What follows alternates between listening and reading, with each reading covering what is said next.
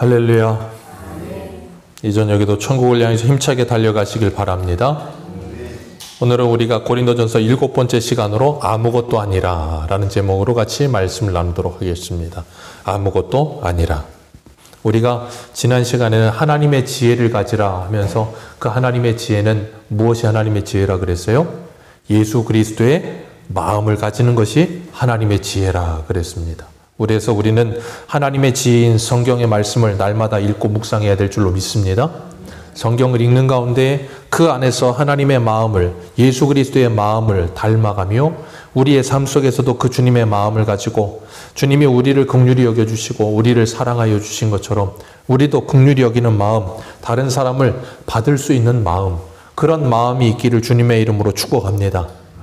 그래서 지난 시간에 말씀드렸어요. 다른 사람을 이해하려 하지 마시고 받으십시오 라고 말씀드렸어요.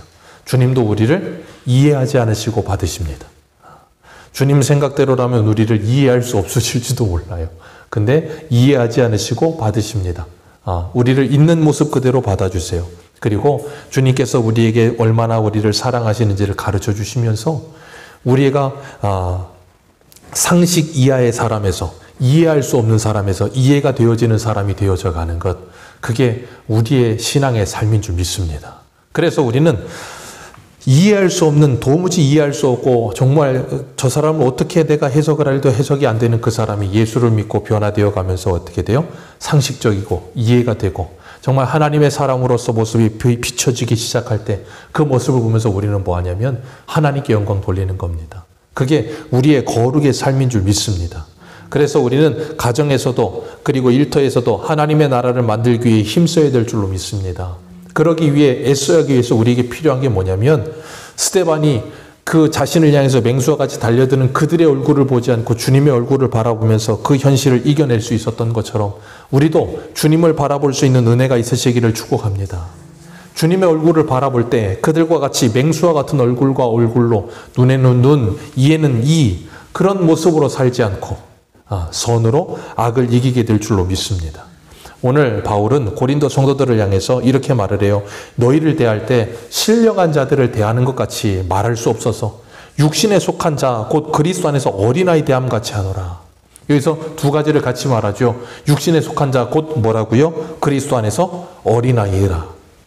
그 말은 바꿔 말하면 육신에 속하지 않고 영에 속한 사람은 그리스도 안에서 어떤 사람이겠어요? 장년이라 그렇게 표현할 수 있겠죠. 어린아이의 반대니까. 그러니까 육신에 속한 사람들은 예수 그리스도 안에서 어린아이와 같아서 뭘 하지 못해요? 분별력이 없습니다. 사리 분별이 없어요. 무엇이 옳고 그른지도 모르고 무엇이 선한 것인지도 모르고 분별이 잘 되지 않는다는 거예요. 그런데 예수 그리스도 안에서 장성한 분량이 이르는 자들은 그 분별력을 가지는 삶을 사는 거예요. 그렇기 때문에 우리의 신앙은 끊임없이 하나님을 아는 지식으로 자라가야 될 줄로 믿습니다. 신학의 모든 교회들은 그렇게 하나님을 아는 지식으로 자라가는 거예요. 고린도 교회는 제가 처음 시작할 때 말씀을 드렸지만 신약의 모든 교회들 중에 가장 많은 게 하나 있었다 그랬어요. 두 가지가 많은데 첫 번째는 은사가 가장 많았어요. 그리고 두 번째는 뭐가 많았어요? 문제가 가장 많았습니다.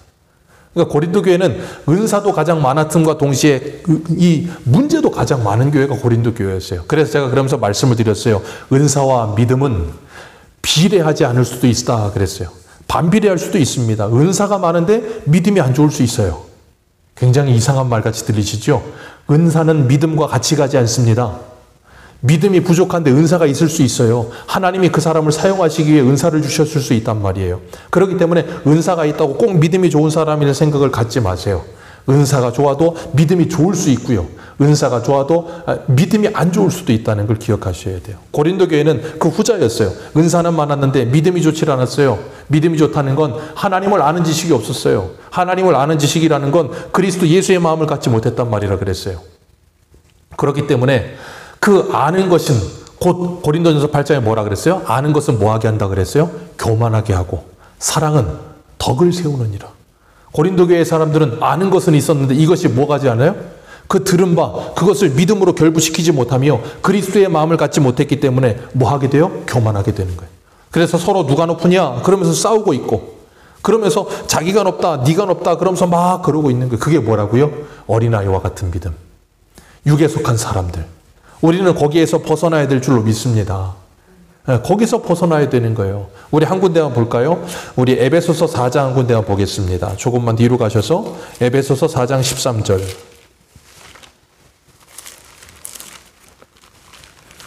에베소서 4장 13절입니다.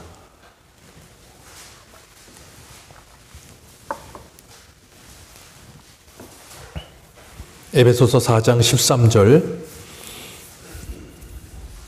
11절부터 한번 읽어보겠습니다. 11절부터 16절까지 읽습니다. 에베소서 4장 11절에서 16절입니다. 신약성경 313페이지 에베소서 4장 11절입니다. 11절부터 읽어 내려갑니다. 시작. 그가 어떤 사람은 사도로, 어떤 사람은 선지자로, 어떤 사람은 복음 전하는 자로, 어떤 사람은 목사와 교사로 삼으셨으니 이는 성도를 온전하게 하여 봉사의 일을 하게 하며 그리스도의 몸을 세우려 하심이라. 우리가 다 하나님의 아들을 믿는 것과 아는 일에 하나가 되어 온전한 사람을 이루어 그리스도의 장성한 분량에 충만한 데까지 이르리니 이는 우리가 이제부터 어린아이가 되지 아니하고 사람의 속임수와 간사한 유혹에 빠져 온갖 교훈의 풍조에 밀려 요동하지 않게 하려 함이라. 오직 사랑 안에서 참된 것을 하여 범사에 그에게까지 자랄지라. 그는 머리니 곧 그리스도라. 그에게서 온 몸이 각 마디를 통하여 도움을 받음으로 연결되어 결합되고 각 지체의 분량대로 역사하여 그 몸을 자라게 하며 사랑 안에서 스스로 세우느니라. 아멘. 그 일을 위해서 11절에 뭐래요? 어떤 이는 사도로, 어떤 이는 선지자로, 어떤 이는 복음 전하는 자로, 어떤 이는 목사와 교사로 삼으셨으니. 거기에 나오는 직분 중에 앞에 있는 이 사도, 선지자, 복음 전하는 자, 이 세 가지 직분은 없고 목사와 교사는 지금도 여전히 남아있죠. 그래서 그들을 뭐하게 하기 위해서 그렇게 직분을 주고 세웠대요? 12절에 성도를 온전하게 하며. 자, 하나님께서 목사에게, 권사님에게, 안수집사님에게, 장로님에게, 집사님들에게 직분을 주셨습니다. 뭐하게 하기 위해서요? 뭐하게 하기 위해서요? 성도를 섬기게 하시기 위해서. 여러분 기억하십시오. 우리가 직분을 받은 이유는 성도를 섬기기 위해서입니다. 성도를 섬겨서 온전하게 하며 봉사일을 하게 하며 그리스도의 몸으로 세우기 위해서 우리에게 직분을 주신 거예요. 그래서 마태복음 28장에 주님께서 승천하시면서 뭐라 그랬어요? 아버지와 아들과 성령의 이름으로 세례를 주고 그들에게 모든 것을 가르쳐 그 다음 뭐예요? 지키게 하라. 거기까지 가도록 뭐 하라는 거예요? 너희들을 하나님의 말씀을 맡은 자로 보낸다는 거예요. 그렇기 때문에 저와 여러분들이 하나님의 보내심을 받아서 이 교회에 있는 이유는 딱 하나입니다.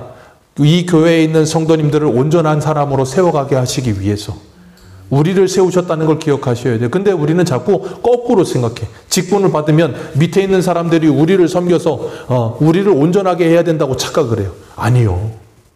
세상의 모든 이치는 다 먼저 안 사람들이 나중에 오는 사람들을 섬깁니다. 학교를 보십시오. 선생. 선자가 무슨 자예요? 먼저 선자에 날생자. 먼저 태어난 사람이에요. 먼저 태어나서 학문을 익힌 사람들이 밑에 있는 아이들을 뭐해요? 섬깁니다. 그죠? 선생님이 아이들을 섬기는 거예요. 마트 가보십시오. 직원들 모든 직원 교육 받아서 그 마트에 무슨 물건이 어디 있는지까지 다 아는 이유는 뭐예요? 손님을 섬기기 위해서요. 식당, 손님을 섬기기 위해서 종업원이 있는 거예요. 운전기사, 전철, 배, 뭐든 간에 어느 일이 됐든 어느 직종이 됐든 전부 다 누구를 섬기기 위해서요? 손님을 섬기기 위해서 지식을 갖는 거예요. 그래서 우리는 공부해서 뭘 줘야 돼요? 남 줘야 되는 거예요. 세상에는 그러면 부자 된다 그러고 하나님은 그럼 뭐 한다고요? 하나님께서 기뻐하시는 자가 된다라고 말씀하시는 거예요. 그 이치와 원리는 비슷해요. 그렇기 때문에 우리가 하나님의 섬기심을 받아서 장성한 분량이도록 자라갈 때 우리는 뭐 하게 돼요? 사람의 속임수에 속지 않는 거예요. 어린아이들은 속임수에 잘 속습니다. 속임수에 잘 속아요. 그래서 저 어린아이 같은 아이들은 어때요? 조금만 속이면 금방 속아요. 그래서 나쁜 아저씨들이 사탕 주면서 어디 놀러 가자 그러면 어떻게 해요? 잘 따라갑니다. 우리 방현식 권사님한테 누가 막대 사탕 주면서 어디 가자 그러면 가겠습니까? 안 갑니다. 왜 그래요? 풍성한 지식이 있기 때문에요. 그렇기 때문에 사람의 속임수에 속지 않는 거예요. 그리고 또 하나가 뭐예요? 간사한 유혹에 빠지지 않는 거예요. 간사한 유혹입니다. 그러니까 어떻게 했어요?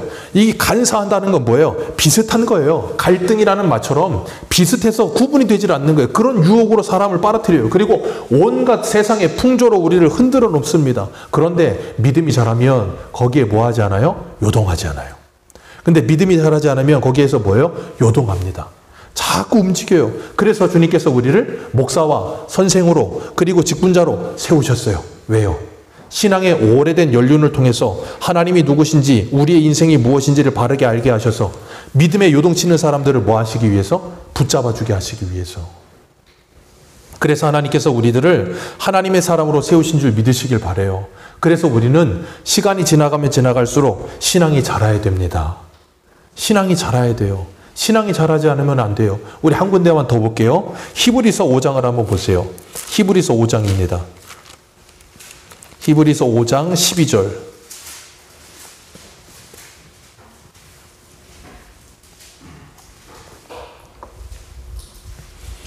히브리서 5장 12절입니다. 우리 같이 읽습니다. 시작. 때가 오래되었으므로 너희가 마땅히 선생이 되었을 터인데 너희가 다시 하나님의 말씀의 초보에 대하여 누구에게서 가르침을 받아야 할 처지이니 단단한 음식은 못 먹고 젖이나 먹어야 할 자가 되었도다. 이는 젖을 먹는 자마다 어린아이니 의의 말씀을 경하지 못한 자요 단단한 음식은 장성한 자의 것이니 그들은 지각을 사용함으로 연단을 받아 선악을 분별하는 자들이니라. 우리가 그리스도의 장성함을 잘하는 이유가 뭐라 그랬어요? 분별을 갖기 위해서라 그랬잖아요. 여기 분명히 말씀하고 있는 거예요. 단단한 음식은 장성한 자의 것이니라. 왜요? 장성한 자는 단단한 음식을 소화할 수 있는 능력이 있거든요. 그래서 지각을 사용하여서 연단을 받습니다. 우리에게 찾아오는 상황과 현실, 그것만 보지 않고 그걸 통해서 뭘 받는다고요? 연단함을 받습니다. 그래서 뭐예요? 자라가는 거예요. 그러니까 어떻게 돼요? 선생된 자가 되는 거예요. 그래서 뭐합니까? 다음에 있는 믿음의 후배들을 가르칠 수 있는 자리에 올라서게 되는 거예요. 그래서 우리는 뭐예요? 직분을 맡은 거예요. 이건 그냥 시간 오래되면 딱지치기 해서 직분 받는 게 아니에요. 시간이 오래되면 오래될수록 예수 그리스도를 알아가며 성경을 알아가며 하나님의 말씀을 알아가며 하나님의 마음을 알아가며 믿음이 무엇인지 신앙이 무엇인지 우리의 인생이 어떤 것인지를 말씀을 통해서 분별력을 가지게 될 때 우리는 다른 사람을 뭐 할 수 있어요? 가르칠 수 있는 자리에 나가게 되는 거예요. 주님은 우리들에게 그런 사람이 되라고 말씀하세요. 근데 오늘 본문에 우리가 찾아 읽은 히브리서 5장 12절은 뭐라 그래요? 때가 오래되어서 이제는 선생이 되어야 되는데 여전히 뭐하다고요? 말씀의 초보에서 누구의 가르침을 받아야 할 사람이 되었다. 단단한 음식은 먹지 못하고 젖이나 먹는 오늘 본문에 있는 것처럼 그리스도 안에서 어린아이와 같은 상태가 되었다라고 말씀하고 있는 거예요. 왜 그렇습니까? 그 말씀을 경험하지 못하는 거예요. 13절에 뭐라 그랬어요? 13절 같이 읽습니다. 시작. 이는 젖이나 먹을 자만 어린아이니 의의 말씀을 그 말씀을 경험해야 되는데 그 말씀을 경험하지 못한 거예요. 그러니까 어떻게 돼요? 자라지 못하는 거예요. 끊임없이 무너지는 겁니다. 이게 예수님이 말씀하신 밥 비유에도 나오잖아요. 네 가지 밭이 나옵니다. 길가밭과 돌짝밭과 그리고 가시덤불밭과 좋은 밭. 그 네 가지 밭은 제가 말씀을 드렸어요. 두 가지 밭밖에 없다고. 무슨 밭이에요? 열매 맺는 밭과 열매 맺지 못하는 밭만 있는 거예요. 다른 밭은 없습니다. 돌밭은 말씀을 받을 때 즉시로 기쁨으로 받지만 뿌리를 내지 못해요. 돌 때문에. 가시밭은 세상의 염려와 재리 때문에 그 가시덤불 때문에 이게 자라지 못하는 거예요. 오직 좋은 밭만이 그 열매가 30배, 60배, 100배 열매를 맺습니다. 그 좋은 밭은 어떻게 이루어져요? 그 좋은 밭은 농부의 열심으로 이루어지는 거예요. 농부가 그 밭을 좋은 밭을 만들어낼 때 그것이 좋은 밭이 되어서 열매를 맺는 겁니다. 농부가 어떻게 열매를 맺습니까? 다 걸러내는 거지요. 돌 걸러내고 가시덤불 걸러내고 농부가 일하시는 거예요. 그분이 누구예요? 우리 주님이요. 주님이 우리에게 어떻게 해요? 말씀으로요. 그래서 어떤 분들은 그걸 비유를 풀이할 때 거꾸로 풀어서 말씀이 좋은 땅을 만든다는 표현도 쓰더라고요. 예, 그것도 틀린 말은 아니에요. 왜요? 하나님의 말씀이 우리에게 떨어져서 우리가 그 말씀을 믿으면 어떻게 됩니까? 호세아 말씀처럼 우리의 묵은 땅을 기경하라는 말씀을 듣고 뭐예요? 기경한다고요. 그게 뭐예요? 회개하는 거죠. 우리 안에 있는 모든 더러운 것들을 다 버리는 일이 일어나겠죠. 그럼 거기에 뭐가 돼요? 열매가 맺기 시작하는 거예요. 그렇기 때문에 그 두 가지 비유는 두 가지 이 해석은 같은 말을 하고 있는 거예요. 그렇기 때문에 우리가 예수 그리스도를 믿고 그리스도의 장성한 분량에 이르도록 그리스도를 본받아가면서 자라가게 될 때 우리의 믿음이 자라가는 것이지, 성화되는 삶이 없으면 우리는 절대 주님을 닮아가는 거나 자라가는 일이 없어요. 교회에서 오래 생활한다고 해서, 무슨 은사를 받았다고 해서 믿음이 좋아지는 거 아닙니다. 믿음은 반드시 예수 그리스도를 본받는 삶을 통해서 나타나는 겁니다. 그래서 주일 오전에 뭐라 그랬어요? 우리의 몸으로 신앙생활을 해야 반드시 믿음이 자라는 거예요. 몸으로 신앙생활하지 않으면 믿음이 자라지 않습니다. 머리로 신앙생활하면 절대 믿음 자라지 않습니다. 신앙은 관념이 아닙니다. 신앙은 삶이에요. 근데 우리는 자꾸 신앙을 관념처럼 만들고, 자꾸 성경 공부하면 믿음이 좋은 줄 알고, 뭐 몇 자 더 알면 뭐 대단한 사람인 줄 착각을 하는 그런 이상한 논리에 빠져들어요. 그런 거 아닙니다. 그런 거 절대 아닙니다. 그래서 주님은 우리에게 아는 만큼 그 말씀을 실천하는 삶을 살아내라고 말씀하세요. 왜 그런다 그랬어요? 우리의 실력을 체크하기 위해서. 제가 그래서 우스갯소리로 그러잖아요. 가끔 축구 경기 같은 거 보면 축구 제일 잘하는 사람이 누구예요? 40대에 배 나온 아저씨들이요. 40대에 배 나온 아저씨들이 축구를 제일 잘합니다. 메시보다 더 잘해요. TV 화면 보면서 뭐라 그래요? 야, 절로 패스해, 일로 패스해. 아우, 저 멍청한 것들 밥 먹고 그냥 축구만 하면서 저것도 못하냐고. 거기 가면 어떻게 된다고요? 공 한 번 못 건드립니다. 3분도 못 뛰어요. 배 나와서. 그러면서 입으로는 세상에서 축구 제일 잘해요. 오늘날 성도들이 그렇게 신앙생활해요. 입으로는 세상에서 믿음이 제일 좋습니다. 근데 필드에 나가서 정말로 뛰면 5분도 못 뛰어요. 5분도 못 뛰고 헥헥거리고, 내가 왕년에는 이랬는데, 왕년은 없어요. 기가 막힌 표현이 있잖아요. 지나간 물로는 물레를 돌릴 수가 없다. 지나간 물로는 물레 못 돌립니다. 내가 왕년에 뭘 했든 날아다녔든 뭘 했든 필요가 없어요. 오늘 지금 내가 하나님의 은혜를 받았느냐가 중요해요. 그런데 사람들은 늘 왕년에 옛날만 추구를 하면서 지금을 살려고 하지 않고 옛날을 추억하고, 어떤 사람들은 옛날을 추억하지 않고 지금도 안 살고 뭐예요? 항상 그냥 공수표만 날려. 그러니까 믿음은 오늘을 사는 거지 내일이나 어제를 바라보고 사는 게 아닙니다. 우리가 왜 내일을 바라보고 하나님의 나라를 소망해요? 그 소망을 가지고 오늘을 살기 위해서예요. 왜 과거에 하나님이 베푸신 은혜를 기억해요? 오늘을 살기 위해서요. 그렇기 때문에 하나님은 우리에게 하나님의 말씀으로 우리들이 바르게 지금 잘하고 있는가, 내가 바르게 지금 이거져 가고 있는가를 확인하라는 거예요. 확인해야 우리가 제대로 가고 있는지 아닌지를 알 수 있다는 거예요. 신앙의 생활이 계속될수록 신앙의 연륜이라는 게 쌓이는 겁니다. 세상에서도 인생이 오래되어져 가면 이 세상의 연륜이라는 게 있다 그러잖아요. 그 세상의 노인들의 연륜은 젊은 사람들이 도무지 범접할 수 없고 따를 수 없는 연륜이에요. 그 어르신들이 가지는 그 세상에 대한 안목과 이치에 대한 깨달음과 그런 것들은 젊은 사람들이 따라갈래야 따라갈 수가 없어요. 그냥 그 사람들이 듣고 머리로는 알 수 있죠. 머리로는 알 수 있는데 그 머리로 알고 있는 그것이 그들의 삶이 되는 일은 정말 하늘과 땅이에요. 그러니까 아는 것이 삶으로 사라지는 건 하늘과 땅이라니까요. 그러니까 젊은 사람들은 머리로 빨리 습득할 수는 있어도 그걸 살아내는 일은 못해요. 근데 신앙의 연륜이, 세상의 연륜이 오래되면 오래될수록 그 사람들은 뭘 통해서 그걸 깨달아요? 삶과 생활을 통해서 깨지고 넘어져 보면서 그걸 깨달았기 때문에 뭐 해요? 그걸 그대로 살아내는 힘이 있는 거예요.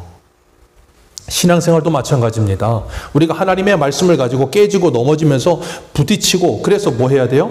신앙의 연륜이라는 것이 생겨나야 되는 거예요. 그 신앙의 연륜이라는 게 생겨나면 젊은 사람들이 따라올 수 없는 연륜이라는 게 생겨요. 그게 뭐예요? 너그러움입니다. 너그러움이라는 게 생겨져요. 그리고 여유로움이라는 게 생겨져요. 그게 어떻게 가능해요? 하나님을 내가 인격적으로 만나봤거든요. 그리고 내 삶 속에서 내가 조급증나게 인생을 살아봤는데 그 모든 것이 되어지지 않고 하나님의 뜻이 이루어져 가는 것을 내가 경험을 했거든요. 자꾸 그거 경험하다 보니까 뭐예요? 내가 이렇게 조급증내서 뭔가 될 일이 아니라는 걸 알아요. 하나님은 하나님의 때에 하나님의 일을 이루시는구나. 그렇기 때문에 뭐예요? 사람이 좀 넓어져요. 그리고 여유가 생깁니다. 젊은 사람들은 여유가 없어요. 왜? 늘 바빠. 뭘 해야 되고 뭘 이루어야 되고 막 그러고 있어. 근데 그걸 깨닫기 시작하면 그 넓은 그 하나님의 경륜을 깨닫기 시작하면 조금의 여유라는 게 생겨서 뭐 하게 되냐면 이렇게 경주마처럼 앞만 보고 달리지 않고 옆을 볼 수 있어요. 뒤도 볼 수 있고요. 옆에 쓰러져 있는 사람 이렇게 세우기도 하고요. 뒤에 쓰러져 있는 사람 끌어당기기도 하고요. 앞에 못 가고 있는 사람 슬 밀어주기도 하고요. 그게 뭐예요? 신앙의 연륜이요. 그건 하루아침이 되는 게 아니고 정말 예수님과 오래도록 동행하면서 주님의 말씀을 따라 살아본 경험이 있을 때 그런 게 나오는 거예요. 그런데 그건 진짜 신앙이 자랄 때 나오는 것이지 신앙이 자라지 않았을 때는 그게 교회를 오래 다닌다고 절대 그런 게 나오지 않아요. 그래서 우리는 그런 모습들이 나올 때 우리는 뭐라 그래요? 아, 저분을 보면 참 예수님을 보는 것 같아. 그런 말 나오는 거예요. 주님께서는 우리들에게 그런 신앙의 연륜으로 아름다워지기를 원하시는 줄 믿습니다. 그래서 우리는 바른 신앙과 바른 신학으로 젖먹이 같은 신앙에서 자라서 장성한 신앙으로 자라가야 될 줄로 믿습니다. 젖먹이들, 어린아이들은 항상 때를 쓰고요. 그리고 항상 자기중심적이에요. 자기중심적이어서 다른 사람 안 봅니다. 어제도 제가 성경 읽기 하면서 우리 자녀들 불러놓고 제가 가족회의를 했어요. 모이라고. 이제 둘째, 셋째가 또 싸움 노래다 싸웠거든요. 첫째가 혼을 내는데 이들이 첫째 말을 안 듣는 거예요. 그랬더니 또 첫째가 화가 나가지고 막 뭐라 그러고 제가 불러가지고 이야기를 하면서 그랬어요. 너희들은 엄마를 사랑하니? 다 사랑한대요. 사랑 안 하는 놈이 없어요. 엄마를 사랑한대요. 근데 엄마가 지금 조금 아프기도 하고 힘들어. 그럼 너희들은 어떻게 해야 되겠니? 그랬더니 아무 말을 안 해요. 하은이는 키가 170이 넘어서 엄마보다 키 크고 엄마보다 힘도 세고 요한이도 이제는 5학년이 돼서 엄마만큼 키가 되고 너희들은 이제 어린아이가 아니고 청소년이다. 너희들은 청소년이기 때문에 더 이상 어린아이가 되면 안 된다. 몸만 크다고 어른이 되는 게 아니라 생각도 커야 되고 시선도 커져야 되고 그 사람이 행동하는 것도 커져야 된다. 그러면서 그랬어요. 우리 집은 앞으로 규칙과 그리고 협력이 필요하다. 그러니 너희들은 빨래를 돌리고 설거지를 하며 집안의 정돈을 해라. 왜냐하면 아침에 가고 나면 내 놈이 가잖아요. 집 안이 전쟁터입니다. 이불, 내 놈이 깔고 잔 이불과 덮는 것과 양말과 잠옷과 모든 걸 다 널브러 놓고 가요. 그러면 그걸 일일이 채우면서 아우 힘들어, 아우 손이 아파 맨날 그래요. 제가 그래서 어제 그랬어요. 엄마를 정말 사랑하니? 사랑한다면 이거부터 하자. 그러면서 막 이야기를 했어요. 네, 잘한다는 건 그런 겁니다. 몸만 잘한다고 잘하는 게 아니죠. 시간 잘한다고 잘하는 거 아니죠. 나이 먹는다고 잘하는 거 아닙니다.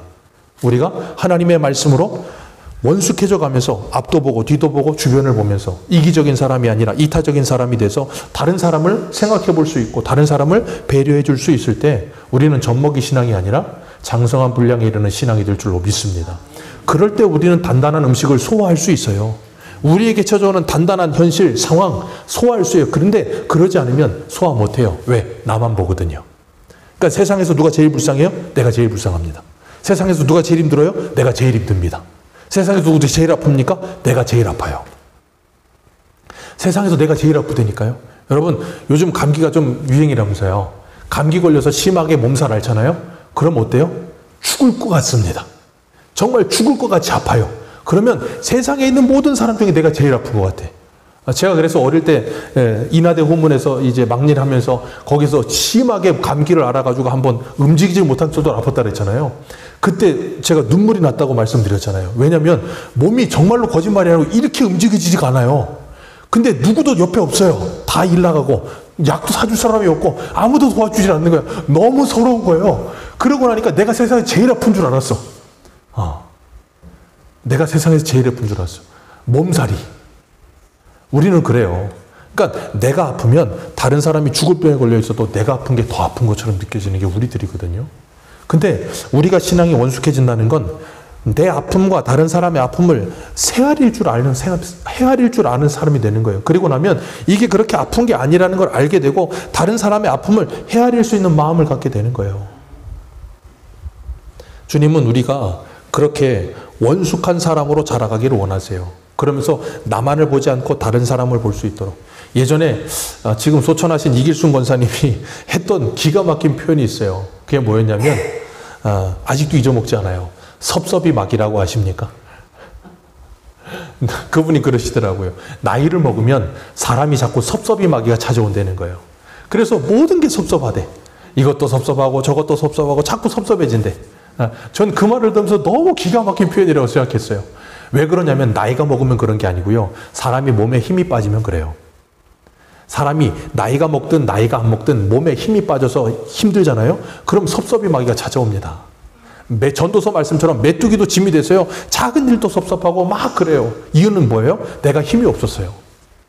여러분의 힘은 뭡니까? 돈이 여러분의 힘이십니까? 여러분, 사람이 돈만 벌어도 섭섭하지 않아요.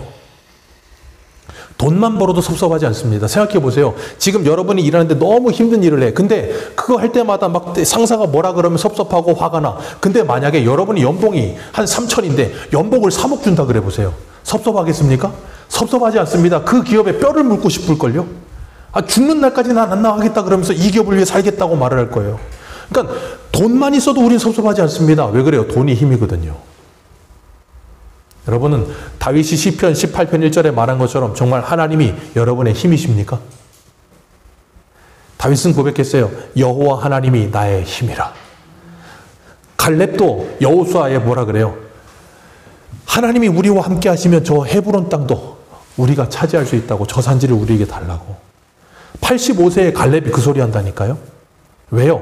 85세에도 하나님이 나의 힘이라는 걸 믿기 때문에 가능한 일이에요. 그리고 나면 섭섭이 마귀가 찾아오지 않습니다.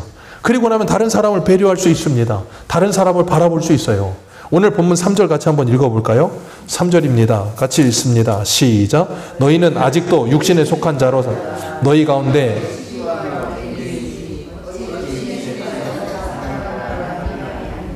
아멘. 육신에 속한 자라 그러면서 어린아이라 그랬어요. 이유가 뭐라고요? 시기와 분쟁 때문이라. 시기와 분쟁이 일어난다는 거예요. 그래서 뭐예요? 서로 다툼이 일어난다는 거예요. 누가 더 잘났다? 우리는 게바파, 우리는 아볼로파, 우리는 또 하나 뭐였어요? 바울파, 우리는 그리스도파. 4개 나눠져가지고 서로 막 싸우면서 자기 잘났다고 싸워요. 4개의 파가 아니고 우리는 몇 개의 파입니까? 우리 교회는 파가 몇 개죠? 우리 교회는 파가 성도님 숫자만큼의 파입니다. 다 자기가 파예요. 왠지 아십니까? 나와 마음이 맞는 것 같다가도 마음이 안 맞잖아요? 그럼 뻐그러져요. 그리고 나면 어떻게 돼요? 서로 적이 됩니다. 그리고 내가 옳아요. 파가 몇 개예요? 나요. 한 사람 한 사람이 다 파예요. 그러니까 어떻게 됩니까? 그러니까 날마다 분쟁과 시기와 그리고 날마다 이런 일들이 일어나는 거예요. 왜 그런다고요? 육에 속했기 때문에. 영에 속하지 않고 예수 그리스도에게 속하지 않고 육에 속했기 때문에 그런 일이 일어난다는 거예요. 제가 그래서 우스갯소리로 말씀을 드렸잖아요. 주일날 2주 전인가요? 우리가 교회 올 때 누구를 보러 오십니까? 라고 말씀을 드렸어요. 여러분은 누구를 보러 오십니까? 우리는 예수 보러 오는 거 아닙니까? 우리 하나님 만나러 오는 거 아닙니까? 정말로 예수를 보러 오셨다면 예수님을 보세요. 사람을 보지 마십시오. 우리 찬송이 그런 거 있잖아요. 사람을 보며 세상을 볼 땐 만족함이 없었네. 예, 사람을 보면 어떤 사람을 봐도 만족함이 없습니다. 이병수 목사를 보시면 만족함이 없습니다. 절대 만족함이 없어요. 왜? 완전하지 않아요. 보기에도 허술하잖아요. 부족한 거 많고요. 연약한 것도 많아요. 그래서 가까이 오시면 가까이 오실수록 시험에 들 일만 있습니다. 그러니까 되도록 멀리 계세요. 예전에 목사님들이 그래서 성도들과 가까워지지 말라고 하는 이유가 있어요. 목사님과 가까워지면 실수하고 실망하고 막 실족할 것밖에 안 보여. 목사가 왜 저래? 그런 것밖에 안 보여. 그렇기 때문에 우리는 사람 보는 거 아닙니다. 누구를 봐야 된다고요? 예수를 봐야 돼요. 예수를 보고 예수를 본 상태에서 다른 사람을 보면 그를 긍휼히 여길 수 있게 되어져요. 그리고 나면 두 눈을 부릅뜨고 그 사람의 단점을 보는 게 아니라 뭘 본다고요? 그 사람의 장점을 보기 시작합니다. 그래야 우리가 정말 예수 그리스도 안에서 하나가 될 수 있는 거예요. 그러지 않으면 자꾸 상대방의 단점만 보여요. 그러면 무너지는 거예요. 그래서 오늘 본문에 이 4절 말씀 같이 한번 읽어봅니다. 4절입니다. 시작. 어떤 이는 말하되 나는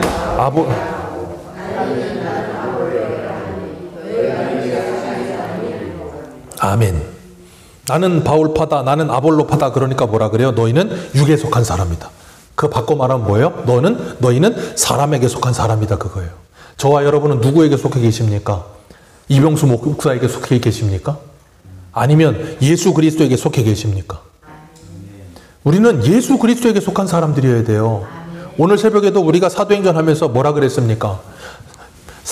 예루살렘에 큰 박해가 있어서 사람들이 뿔뿔이 터집니다. 빌립이 사마리아에 가서 말씀을 전했더니 거기에 큰 기쁨이 임했어요. 그리고 그들이 뭐 했다 그랬어요? 빌립이 전하는 말을 듣고 그 말을 따르니라 그랬어요. 그들이 빌립을 따르지 않습니다. 빌립이 전하는 하나님의 말씀을 따릅니다. 저와 여러분들은 이병수 목사를 따르는 게 아닙니다. 이병수 목사가 전하는 하나님의 말씀을 따르셔야 됩니다. 사람의 제자가 되려고 하지 마세요. 주님의 제자가 되시기를 축복합니다.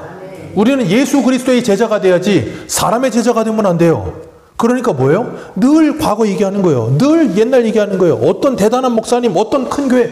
제가 그거 굉장히 많이 듣습니다. 자기가 왕년에 어디 큰 교회 다녔다는 거예요.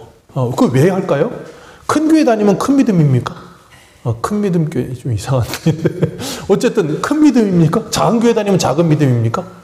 그러니까 그런 말도 안 되고 그런 원초적인 생각을 가지면 안 된다는 거예요.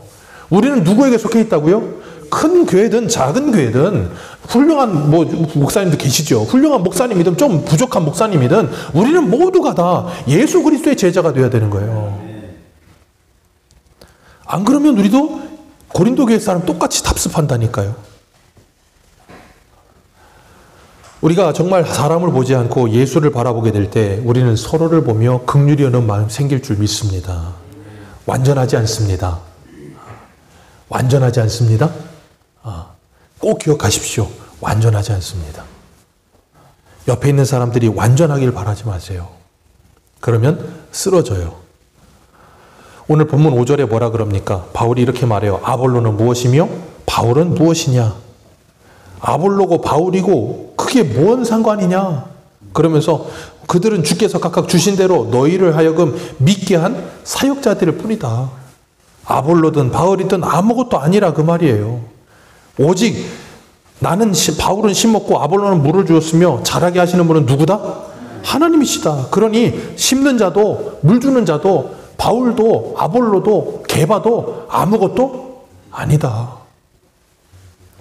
아무것도 아니다. 왜 바울이 이렇게까지 이야기할까요? 이유는 하나예요. 그들이 자꾸 사람에게 속하여서 육에 속한 사람으로 서로 싸우고 있기 때문에. 그래서 이렇게까지 이야기하는 거예요. 그렇기 때문에 우리가 잊지 말아야 될 것, 우리는 예수 그리스도에게 속한 사람이어야 될 줄로 믿습니다. 이 사람들이 왜 이렇게 싸울까요? 싸우는 이유가 뭘까요? 싸우는 이유는 하나예요. 이 사람들이 교회 다녀서 그래요. 교회 안 다니는 사람들이 교회 와서 싸우진 않잖아요. 무슨 말인지 이해하시겠습니까? 이 사람들이 교회 다녀서 싸우는 거예요. 교회 안 다니는 사람은 교회 와서 안 싸웁니다. 그죠? 교회 다니니까 교회 와서 싸우는 거예요. 그러니까 교회 와서 싸우니까 화가 나요. 그리고 집에 갑니다. 그럼 믿지 않는 배우자들이 우리를 보면 뭐라 그럴까요? 씩씩대면서 화를 내면 뭐라 그래요? 야, 뭐 하려고 교회를 가? 야, 그럴 거면 교회 뭐 하려고 다녀? 야, 난 교회 안 다니는데 안 싸우잖아. 그런다고요. 그러면서 교회는 뭐 하러 가니? 차라리 다른 데 가. 그렇게 싸우면서 살 거면 박치고 싸울 것 같으면 다른 데 가든가 다니질 말어. 그럼 어때요? 그럼 또 이제 욱하는 마음에 아유 이놈에게 때려치고 그런 마음과 함께 속이 막 불타오르는 거예요. 왜 그래요? 내가 거기 속해 있기 때문에 그런 거예요. 기억하십시오. 저와 여러분은 사람에게 속해 있는 사람들 아닙니다. 저와 여러분은 교회에게 속해 있는 사람도 아닙니다. 저와 여러분은 예수 그리스도에게 속하셔야 돼요. 자꾸 다른 데 속해 있으니까 그런 거예요. 우리가 저 여의도에 있는 분들 볼 때마다 어떤 생각 들어요? 답답하지 않으십니까? 세상에서 공부할 만큼 했고 학벌 좋고 능력 있고 무슨 장들 많이 하다가 국회의원 배지 달고 저기 들어가 있는데 꼭 저 여의도에만 들어가면 사람이 바보가 돼. 그래서 우리는 뉴스를 보면서 그 사람들 청문회하거나 뭐 하는 거 보면 어떤 생각 들어요? 야, 저걸 내가 국회의원이라고 뽑아놨나? 하는 생각과 함께 화가 안 나십니까? 그 사람들 왜 그럴까요? 거기 들어가 있어서 그래요. 요번에 남경필인가요? 그분 아들 마약한다고 신고해놓고 이제 그 마약 퇴치하는 일 하시잖아요. 청문회 나왔어요. 부탁하더라고요. 마약청을 만들어 달라. 그러면서 거기에 댓글이 다 달렸어요. 야, 남경필 인상이 좋아졌다. 국회의원 때려치더니 사람이 인상이 좋아졌다. 왜요? 저 여의도에서 나오니까 사람이 된 거예요. 여의도에 있으니까 짐승처럼 서로 물어뜯는데 거기 나오니까 사람이 된 거예요. 기억하십시오. 저와 여러분들도 이 새소망교회에서 나오셔야 될 줄로 믿습니다. 새소망교회에 계시지 마세요. 나와서 예수 그리스도 안으로 들어가세요. 그러지 않으면 우리는 똑같아져요. 그렇기 때문에 우리가 정말 내가 어디에 속해 있는 사람인가를 바로 아셔야 되고 내가 왜 이런 일을 하고 있는가를 바로 아셔서 정말로 우리가 예수 그리스도 안에 속하여 있을 때 그리고 어린아이와 같은 신앙에서 자라가게 될 때 우리는 진정한 부흥이 일어나게 될 줄로 믿습니다. 우리가 우리 새소망교회를 부흥하기 위해서 간절히 바라고 계세요. 우리 김사라 집사님 꿈까지 꾸셨어요. 밤에 꿈까지 꿨어. 이 새소망교회 사람이 꽉 차가지고 앉을 자리가 없어 저 뒤에 앉았대. 그런 꿈까지 꾸면서 얼마나 교회가 부흥하기를 원하면 그런 꿈까지 꾸게 있습니까? 안타깝게도 목사는 그런 꿈을 안 꿨어요. 이 목사가 믿음이 부족해서. 근데 여러분이 그렇게 교회가 부흥하기를 간절히 바라고 꿈꾸고 기도하고 원하는 그 일이 일어나려면 가장 빠르고 가장 확실한 지름길이 있습니다. 뭔지 알려드릴까요? 이건 아무에게도 알려드리지 않은 비법인데 이거 알면 아마 우리나라의 모든 교회는 다 부흥합니다. 제가 확실하게 100% 장담합니다. 우리나라 모든 교회는 다 부흥할 수 있습니다. 그 방법이 뭐냐면 내가 죽으면 됩니다. 목사가 안 죽어서 교회가 부흥 안 하는 거예요. 사모가 안 죽어서 교회가 부흥 안 하는 거예요. 목사 사모가 눈을 시퍼렇게 뜨고 있어서 부흥 안 하고요. 장로가 안 죽어서 부흥 안 하고요. 권사가 안 죽어서 부흥 안 하는 거예요. 네, 기록하세요. 제가 주일날 그랬잖아요. 내 신앙을 가장 가로막는 건 누구라고요? 나요. 우리 가정을 가장 하나님의 나라 못되게 하는 건 누구라고요? 나요. 나 때문에 그런 거예요. 나 때문에. 오늘 점심에도 식사하면 저희 심사모랑 식사를 했어요. 식사하면서 막 이런저런 얘기를 막 했어요. 그랬더니 심사모가 제가 차를 운전하면서 집에 데려다 주는데 저한테 그러더라고요. 나 다른 남자랑 사는 것 같아. 그게 뭔 소리야? 그랬더니 이 사람이 평소에는 이렇게 다정하게 얘기를 안 했는데 오늘은 다정하게 얘기를 하더라는 거예요. 오죽하면 다른 남자랑 사는 것 같대요. 그럼 제가 느꼈어요. 야, 내가 바뀌어야 되는데 내가 안 바뀌어가지고 자꾸 이렇게 고생했구나. 죽으면 됩니다. 안 죽는 게 문제예요. 그래서 우리나라에도 유명한 책 있잖아요. 공자가 죽어야 나라가 산다. 공자가 죽어야 되는 게 아니고 내가 죽어야 나라가 살아요. 왜 엄한 공자를 죽입니까? 내가 죽어야 돼요. 내가 안 죽으니까 나라가 안 사는 거예요. 우리는 바울, 아볼로, 베드로 우리가 거기에 속해 있는 사람이 아니라 하나님께 속해야 될 줄로 믿습니다. 그럴 때 우리는 이 교회가 하나님의 나라가 될 줄로 믿습니다. 분명히 말씀하셨어요. 심는 이도 물 주는 이도 아무것도 아니다. 오직 하나님이 잘하게 하신다. 그러면서 8절에 뭐라 그러세요? 8절 같이 읽습니다. 시작.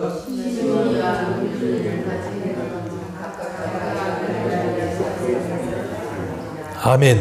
심는 이와 물 주는 이는 한 가지라. 각각 자기가 일한 대로 자기의 상을 뭐 한다고요? 받느니라. 심는 이, 물 주는 이 누가 중요합니까? 자, 심는 사람, 물 주는 사람 누가 중요할까요? 자, 바울과 아볼로 누가 더 중요할까요? 하나님은 누구를 더 귀히 보시고 누구에게 상을 더 주실까요? 네, 똑같습니다. 바울과 아볼로 똑같습니다. 사도 바울은 5대양 6제주를 다니면서 수많은 사람들을 예수 믿게 해서 대단한 사람이고 여러분은 집안에서 가정일하면 대단하지 않은 사람입니까? 아니라니까요. 똑같이 하나님의 일을 합니다. 아멘이십니까? 하나님이 맡기신 직분과 자리가 다를 뿐이에요. 똑같은 하나님의 일을 하는 거라니까요. 그래서 5달란트, 2달란트, 1달란트 받은 사람들에게 그 주인이 와서 결산할 때 뭐라 그래요? 5달란트 받은 사람 5개 남기니까 뭐라 그래요? 착하고 충성된 종아, 잘했다. 2개 받은 사람 2개 남겼습니다. 그랬더니 뭐라 그래요? 똑같이 착하고 충성된 종아, 잘했다 그런다고요. 칭찬이 다르지 않아요. 왜요? 하나님이 내게 맡긴 만큼 하기만 하면 되는 거예요. 하나님이 맡긴 일 하나님께 충성하기만 하면 되는 거예요. 그러니까 주님 앞에 누가 칭찬받을 종인지는 아무도 몰라요. 내가 맡은 자리에서 내 일에 충성하기만 하면 되는 거예요. 그렇기 때문에 다른 사람과 나를 비교급으로 두지 마세요. 다른 사람을 상관하지 마. 주님, 요한복음 21장에 뭐라 그래요? 베드로가. 그 마지막에 그 요한을 보면서 쟤는 어떻게 됩니까? 그랬더니 주님이 뭐라 그래요? 너 뭔 상관이냐? 제가 내 올 때까지 살아있다 한들 네가 뭔 상관이냐? 상관하지 마라. 베드로도 그런다니까요. 그러니까 요한하고 자기를 뭐예요? 비교하는 거예요. 왜? 요한이 예수님께 사랑받았으니까. 사랑받고 칭찬받고 그러니까 시기가 나는 거야. 그러니까 예수님 부활하셨는데도 불구하고 쟤는 어떻게 됩니까? 네가 뭔 상관이냐. 여러분이 때로는 다른 사람과 내가 비교하는 생각이 들려고 할 때 제일 먼저 여러분 안에 이 말을 들으세요. 네가 뭔 상관이냐. 그리고 한마디 더 하세요. 너나 잘하세요. 나만 잘하면 됩니다. 다른 사람과 나를 비교할 필요도 없습니다. 주님께서 우리에게 심는 자는 심는 대로, 물 주는 자는 물 주는 대로, 그리고 뭐 있을까요? 농사지니까 잡초 뽑는 놈은 잡초 뽑는 대로 하나님께서 그대로 일한 대로 상 주실 겁니다. 그 상을 옛날 목사님들은 무슨 천국 가니까 개털 모자랑 뭐 금면류관 있다 그러는데 그런 옛날 표현이었고 그 워딩 자체를 보면 잘못됐지만 뭔 말을 한지는 알잖아요. 요즘은 또 그래서 상급론에서 또 얘기해주고 예수 그리스도가 상이다 그러면서 다른 상급 없다 그런 말도 하는데 뭐가 됐든 중요하지 않아요. 주님께서 우리에게 맡기신 자체가 뭐예요? 상이에요. 주님이 우리에게 하나님의 일을 맡기신 것 자체가 영광입니다. 우리가 그 일을 위해서 감사하게 주님의 일을 충성하게 했을 때 주님께서 우리에게 주시는 것을 뭐 하기만 하면 돼요? 누리면 되는 거예요. 그 다음 건 우리는 상관할 필요가 없어요. 주님께서 9절에 이렇게 말씀하세요. 우리는 하나님의 동역자들이요 너희는 하나님의 밭이요 하나님의 집이라. 하나님의 동역자로 저와 여러분을 부르신 줄 믿으시길 바랍니다. 목사와 교사로 거기에 또 뭐 붙였을까요? 안수 집사님으로, 권사님으로, 집사님으로 부르셨습니다. 뭐하게 하기 위해서? 성도를 온전하게 하기 위해서. 하나님의 밭이요 하나님의 집인 성도들을 건강하게 세워가기 위해서. 우리가 그 일을 맡은 자라는 것을 기억하시고 하나님의 동역자가 되셔서 정말 말씀과 기도 안에 주님의 나라를 아름답게 세워가며 어린아이와 같은 신앙에서 장성한 분량에 이르는 신앙으로 자라가는 저와 여러분들 되시기를 축복합니다. 기도하겠습니다.